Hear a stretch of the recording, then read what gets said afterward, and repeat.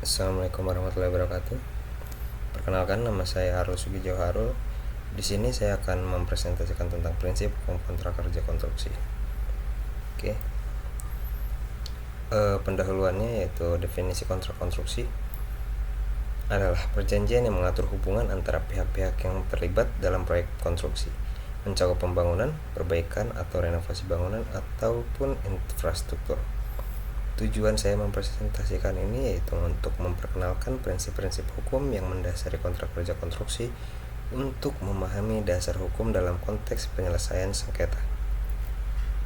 Di sini ada prinsip-prinsip hukum kontrak konstruksi, yaitu ada satu kesepakatan bebas. Kesepakatan bebas dalam konteks kontrak konstruksi mengacu pada prinsip bahwa pihak-pihak yang terlibat dalam kontrak memiliki kebebasan untuk menentukan syarat-syarat perjanjian tanpa campur tangan yang berlebihan dari pihak lain, seperti pemerintahan atau otoritas lainnya. Prinsip ini didasarkan pada asumsi bahwa setiap pihak memiliki keahlian dan pengetahuan untuk mengevaluasi dan menegosiasikan ketentuan yang sesuai dengan kebutuhan dan kepentingannya.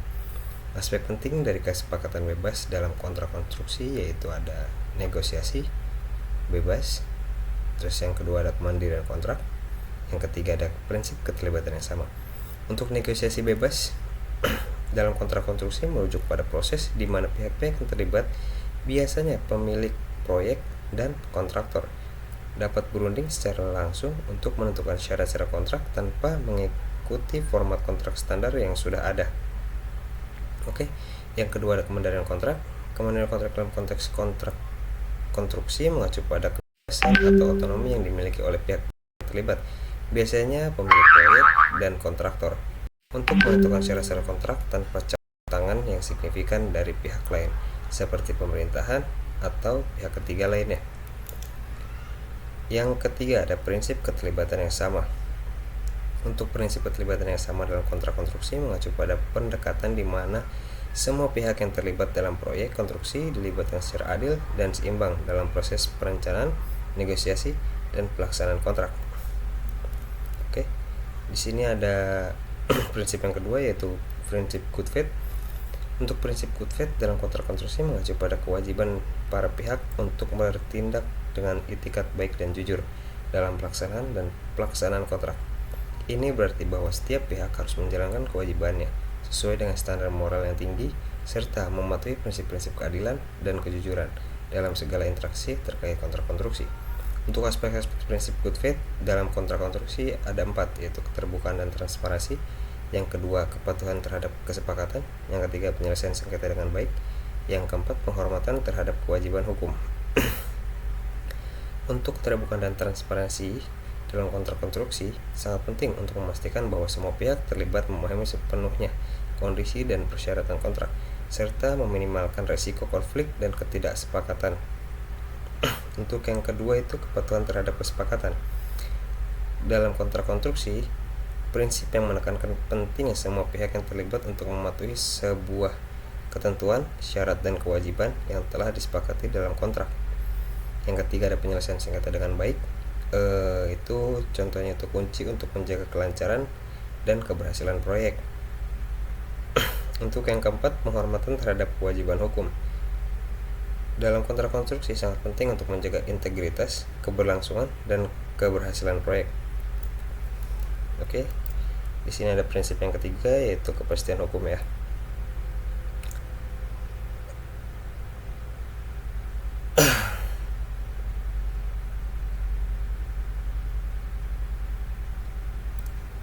Oke, di sini ada yang ketiga, prinsip kepastian hukum dalam kontrak konstruksi mengacu pada kebutuhan untuk memiliki ketentuan yang jelas, tegas, dan dapat dipahami dalam kontrak. Hal ini bertujuan untuk memberikan kejelasan terhadap hak dan kewajiban masing-masing pihak yang terlibat dalam kontrak konstruksi, serta mengatur mekanisme yang jelas untuk menyelesaikan sengketa jika terjadi perselisihan. Untuk aspek-aspek prinsip kepastian hukum dalam kontrak konstruksi ada 4, yaitu ketentuan yang jelas dan tegas. Yang kedua, pengaturan mekanisme penyelesaian sengketa. Yang ketiga itu konsistensi dan prediktabilitas. Yang keempat yaitu perlindungan hukum. Untuk ketentuan yang jelas dan tegas itu dalam kontrak konstruksi, beberapa ketentuan yang jelas dan tegas biasanya disertakan untuk mengatur hubungan antara pemilik proyek dan kontraktor. Yang kedua itu pengaturan mekanisme penyelesaian sengketa. Dalam kontrak konstruksi, mekanisme penyelesaian sengketa sangat penting untuk mengatasi perselisihan yang mungkin timbul antara pemilik proyek dan kontraktor. Untuk yang ketiga, konsistensi dan prediktabilitas, yaitu dalam kontrak konstruksi sangat penting untuk memastikan bahwa semua pihak terlibat memahami dengan jelas hak, kewajiban, dan ekspektasi mereka. Yang keempat ada perlindungan hukum. Perlindungan hukum dalam kontrak konstruksi sangat penting untuk melindungi dengan semua pihak yang terlibat dalam proyek. Oke. Di sini ada lingkup hukum kontrak kerja konstruksi.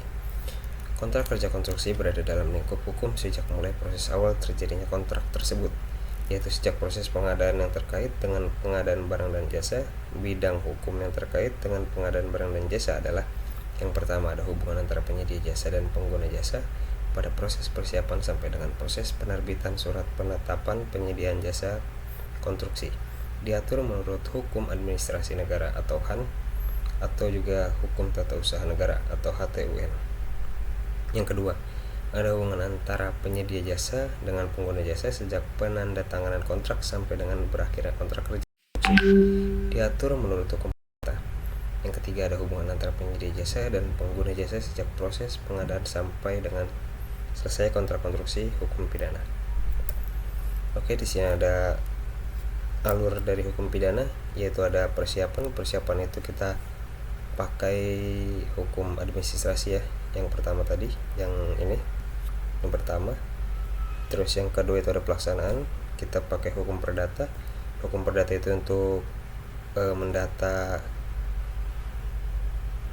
yang akan dipidana atau mengecek data-data pidana.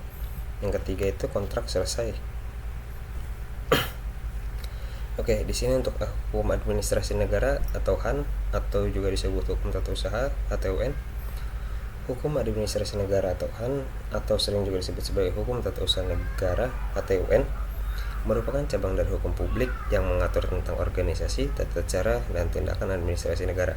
Secara umum, HAN atau HTUN mencakup aturan-aturan yang mengatur bagaimana pemerintah dan badan-badan administrasi negara menjalankan fungsinya, termasuk prosedur-prosedur yang harus diikuti, kewenangan pemerintah, perlindungan hukum terhadap warga negara dalam hubungannya dengan administrasi negara, serta penyelesaian sengketa yang muncul dari tindakan administrasi. Hukum ini berlaku untuk pengadaan jasa oleh pemerintah, mengatur bahwa pengguna jasa bertindak sebagai pejabat negara, bukan mewakili negara sebagai individu atau pribadi. Semua keputusan yang diambil merupakan keputusan negara. Di sini ada hukum perdata. Hukum ini mengatur perorangan, terdiri atas satu, hukum pribadi, yaitu ketentuan hukum yang mengatur tentang hak dan kewajiban serta kedudukannya dalam hukum. Yang kedua ada hukum keluarga, yaitu ketentuan-ketentuan hukum yang mengatur hubungan lahir batin antara dua orang yang terkait perkawinan dan akibat hukumnya. Yang ketiga ada hukum kekayaan, yaitu ketentuan-ketentuan hukum tentang hak-hak perolehan seseorang dalam hubungannya dengan orang lain yang mempunyai uang. Yang keempat ada hukum waris, yaitu ketentuan-ketentuan hukum yang mengatur tentang tata cara pemindahan hak memiliki seseorang yang meninggal dunia kepada seseorang yang berhak memiliki selanjutnya. Biasanya untuk hukum waris ini itu dari pihak keluarga ataupun anak ya. Tapi lebih seringnya sih ke anak dulu sih. Oke, di sini ada hukum pidana. Keseluruhan dari peraturan-peraturan yang menentukan perbuatan apa yang dilarang dan termasuk dalam tindak pidana, serta menentukan hukumnya apa dapat ditentukan terhadap yang melakukannya. Hukum ini bertujuan untuk melindungi kepentingan umum yang memiliki implikasi secara langsung pada masyarakat secara luas. Apabila suatu tindak pidana dilakukan akan berdampak buruk pada keamanan, kesejahteraan, dan ketertiban umum di masyarakat. Oke, thank you for watching.